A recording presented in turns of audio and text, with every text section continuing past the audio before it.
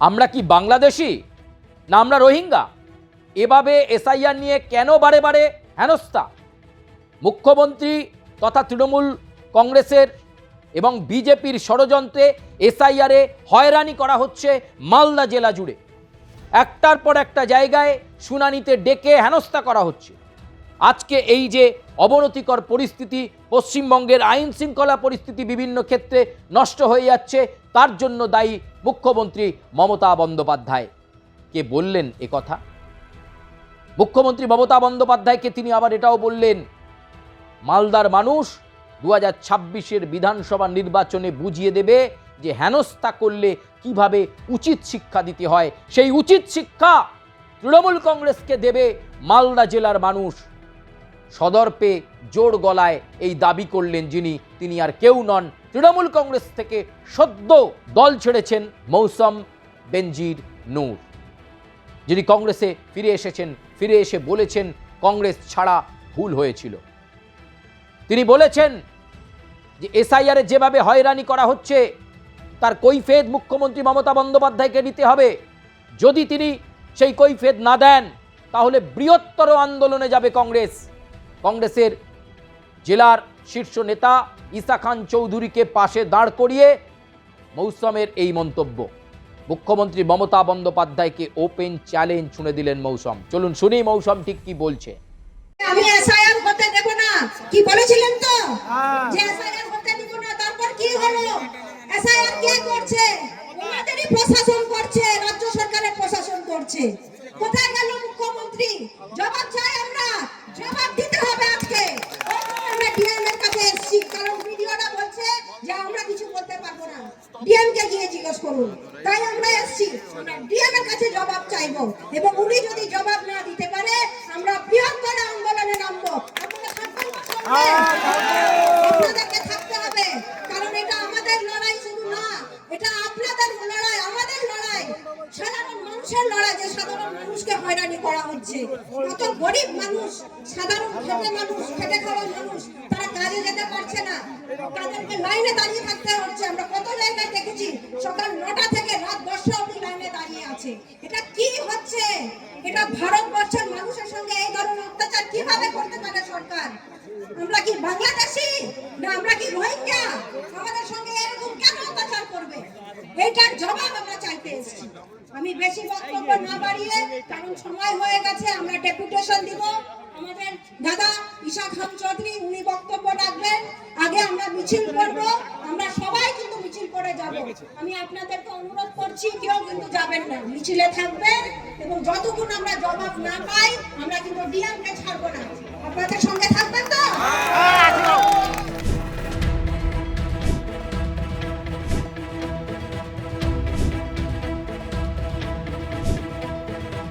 আপনারা শুনলেন মৌসমের কথা, এবং এই যে প্রেক্ষাপট, সেই প্রেক্ষাপটে দাঁড়িয়ে মালদা জেলার মানুষ ক্ষিপ্ত হয়ে রয়েছে। কারণ মালদা জেলাতে এসআইআর নিয়ে সবচেয়ে বেশি হেনস্থা করা হচ্ছে, বারবার শুনানিতে ডাকা হচ্ছে, মানুষকে বিপদের মধ্যে ফেলা হচ্ছে। এই হেনস্থার জবাব মানুষ ইভিএমে দেবে, এমনটাই দাবি করলেন মৌসম বেনজির নূর। তাহলে কি মালদায় তৃণমূলের মাটি আলগা হয়ে গেল? তাহলে কি এবার মালদা জেলা থেকেই ঘুরে দাঁড়ানোর স্বপ্ন মৌসম বেনজির নূরের হাত ধরে দেখতে শুরু করেছে প্রদেশ কংগ্রেস? মালদা থেকে কি এবার বেশ কয়েকটি বিধায়ক পেতে চলেছে কংগ্রেস? মৌসম কি সেই ইঙ্গিতই দিচ্ছেন? মালদায়ের মানুষ কি মৌসমের কথায় প্রভাবিত হবেন? এই প্রশ্নগুলো কিন্তু এই মুহূর্তে বঙ্গ রাজনীতির প্রেক্ষাপটে ঘোরাফেরা করছে। মৌসম বেনজির নূর তিনি মালদা জেলার একটা মুখ। এতদিন তিনি তৃণমূলের বিধায়ক থেকেছেন, সাংসদদের মতো গুরুত্বপূর্ণ পদ সামলেছেন। তাহলে আর কি চাই? তিনি এবার কি কারণে দল ছাড়লেন তা নিয়ে জল্পনা হয়েছে, যদিও তাকে আবার কটাক্ষ করেছেন তৃণমূলের রাজ্য কমিটির নেতা তথা মালদা জেলার নেতা কৃষ্ণেন্দু নারায়ণ চৌধুরী। তিনি বলেছেন তৃণমূলের দয়ায় এমএলএ এমপি হয়ে এখন মৌসম বড় বড় কথা বলছে। চলুন শুনবো আর অন্যান্য রাজনৈতিক নেতারা তারাই বা কি বলছেন। চলুন একবার শুনে নেওয়া যাক। প্রথমত উনি আইনের ছাত্রী ছিলেন, আইন নিয়ে নাড়াচাড়া করছেন কিনা আমি জানি না।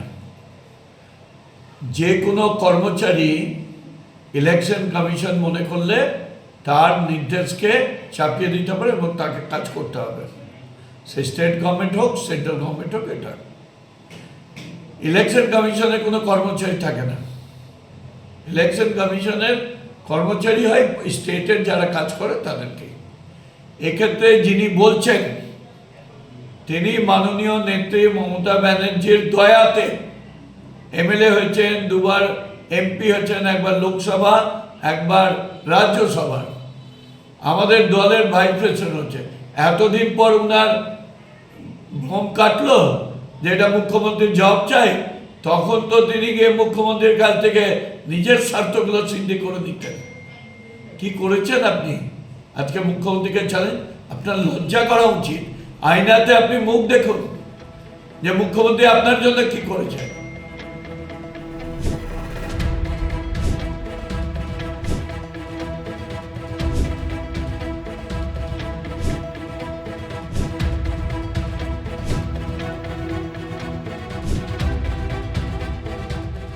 আপনারা শুনলেন, মুখ্যমন্ত্রীকে ওপেন চ্যালেঞ্জ দিয়ে মৌসম বসে রয়েছে, কিন্তু মৌসমকেও কটাক্ষ করতে ছাড়ছে না মালদা জেলা তৃণমূল কংগ্রেস। কিন্তু কি এমন ঘটলো যার জন্য মৌসম কংগ্রেসে ফিরে বললেন কংগ্রেস ছাড়া ভুল হয়েছিল, কংগ্রেস আমার আঁতুর ঘর, কংগ্রেস আমার নারীর টান। এতদিন কেন তার সেই নারীর টানের কথা মনে পড়েনি, এ প্রশ্নও অনেকে করতে শুরু করেছেন। তবে মৌসমকে দেখে ভেঙে পড়া কংগ্রেসের একটা বড় অংশ উজ্জীবিত হচ্ছে। তাহলে কি মালদায় কংগ্রেসের যে দাপট ছিল 2026-এর বিধানসভা নির্বাচনে, কংগ্রেস সেই দাপট দেখিয়ে মালদা জেলা থেকে একাধিক বিধায়ককে বিধানসভায় পাঠাবে? মৌসম যেভাবে বৃহত্তর আন্দোলনের কথা বলছে, কংগ্রেস কর্মীরা উজ্জীবিত হচ্ছেন, তাহলে কি আবার একটা এসআইআরকে সামনে নিয়ে কংগ্রেস রাজপথে নেমে একটা জোরালো আন্দোলন করতে চলেছে? এই বিষয়গুলোই কিন্তু এখন মালদা জেলার প্রেক্ষাপটে ঘোরাফেরা করছে এবং মৌসমের মন্তব্য অত্যন্ত ইঙ্গিতপূর্ণ। এবার বাংলার মানুষ উচিত শিক্ষা দেবে মুখ্যমন্ত্রীকে এবং তৃণমূল কংগ্রেসকে, বিশেষ করে মালদা জেলা বুঝিয়ে দেবে নির্বাচন কাকে বলে। প্রিয় দর্শক বন্ধু, বাকিটা আমরা দেখব 2026-এর বিধানসভা নির্বাচনে ইভিএমে কি প্রতিফলন হয় এবং মালদা জেলার ফলাফলের দিকে অবশ্যই আমাদের নজর থাকবে। মৌসম কি প্রভাবিত করতে পারলেন, নাকি তৃণমূল তার জায়গা ধরে রাখতে পারল?